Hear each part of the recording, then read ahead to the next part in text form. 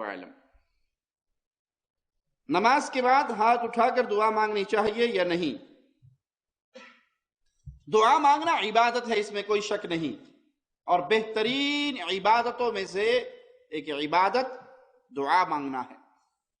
بلکہ بعض روایات میں اس کو عبادت کا مغز بھی کہا گیا ہے، اور بعض روایت میں اس کو ہی عبادت کیا گیا ہے، دعا کو ہی، الدعاء هو العبادہ، دعا ہی عبادت ہے۔ جب مرضی مانگے، لیکن کسی عبادت کو کسی وقت کے ساتھ خاص کرنے کے لیے دلیل چاہیے۔ نماز، فرض نماز دعا ہی دعا ہے۔ رسول اللہ صلی اللہ علیہ وسلم کا فرمان ہے کہ آدم کا بیٹا حالت سجدہ میں اپنے رب کے سب سے زیادہ قریب ہوتا ہے، جتنی مرضی دعائیں مانگیے۔ لیکن سلام پھیرنے کے بعد جو رواج ہمارے انڈیا پاکستان میں بن چکا ہے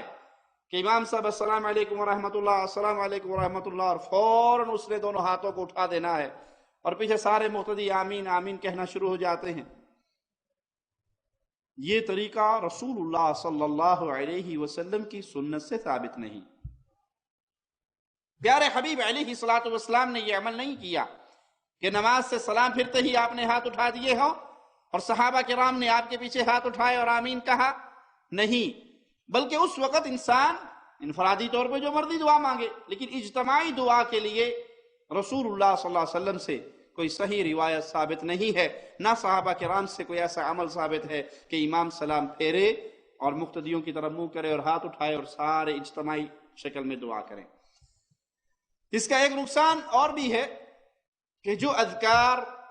رسول اللہ صلی اللہ علیہ وسلم نے نماز کے بعد کے سکھائے، جس کا بہت اجر و ثواب ہے، جس کی شان بہت بلند ہے، فرض نماز کے بعد آیت الکرسی، اس کی شان کتنی اعلیٰ ہے کہ رسول اللہ صلی اللہ علیہ وسلم خوشخبری دیتے ہیں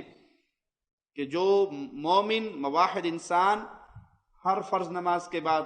آیت الکرسی پڑھنا اپنا معمول بنا لیتا ہے، اس کے اور جنت کے درمیان صرف ایک موت حائل ہے، یہ مرے گا اور اللہ کی جنت میں داخل ہو جائے گا۔ فرض نماز کے بعد 33 دفعہ سبحان اللہ، 33 دفعہ الحمدللہ، 33 دفعہ اللہ اکبر، یا 34 دفعہ اللہ اکبر، یا پھر لا الہ الا اللہ وحدہ لا شریک لہ لہ الملک والحمد وہو علی کل شیء قدیر کہہ کے 100 دفعہ پورے کرنا، یہ کتنے اجر والی تسبیح ہے۔ فقراء، غریب صحابہ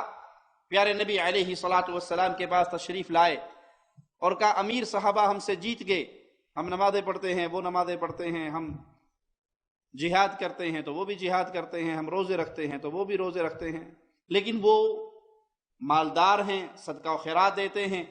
اور ہمارے پاس ایسی گنجائش نہیں ہے کہ ہم صدقہ خیرات کریں۔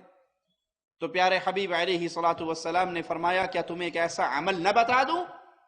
جو صدقہ اور خیرات سے وزن میں زیادہ ہو جائے، تمہارا اجر و ثواب ان کے صدقہ خیرات سے بھی زیادہ بڑھ جائے۔ صحابہ کرام نے فرمایا جی ضرور بتائیے، کہ ہر فرض نماز کے بعد 33 دفعہ سبحان اللہ، الحمدللہ، 34 دفعہ اللہ اکبر، اس کو روٹین بنا لو۔ تو صحابہ کرام نے اس کو پڑھنا شروع کر دیا۔ اب جب امیر صحابہ نے دیکھا کہ یہ کچھ پڑھتے ہیں تو انہوں نے بھی ٹو لگانی شروع کی، پوچھنا شروع کیا یہ کیا پڑھتے ہیں، انہیں بھی خبر ہو گئی۔ وہ آ کر رسول اللہ صلی اللہ علیہ وسلم کے پاس صحابہ نے پھر شکایت کی کہ جو ہم پڑھتے تھے وہ ہمارا کام لیک آؤٹ ہو گیا۔ اب امیر صحابہ کو پتہ لگ گیا، انہوں نے بھی ہمارے مقابلے میں پڑھنا شروع کر دیا، تو پھر آگے بڑھ گئے، اب کیا کریں؟ تو آپ نے فرمایا ذالک فضل اللہ یؤتیہ من یشاء، یہ تو پھر اللہ کا فضل ہے، اللہ جس کو چاہتا ہے عطا فرماتا ہے۔ یہ اذکار ہیں جو نماز کے بعد کیے جائیں، لیکن جب سنت کو چھوڑا گیا اور ہاتھ اٹھانے والا کام شروع ہوا تو کیا خیال ہے، امام صاحب سلام پھیرتے ہیں، ہاتھ اٹھاتے ہیں، مقتدی منہ پہ پھیرتے ہیں، پھر کوئی پیچھے بیٹھتا ہے، اس کے بعد دوڑ لگتی ہے نا جوتیوں کی طرف، نکل جاتے ہیں، کام ختم ہو گیا۔ بدعت آئی تو سنت چلی گئی۔ اس لیے سنت پہ عمل کریں، جو عمل پیارے نبی صلی اللہ علیہ وسلم کی حدیث سے ثابت نہیں، اس عمل سے اپنے آپ کو بچائیے۔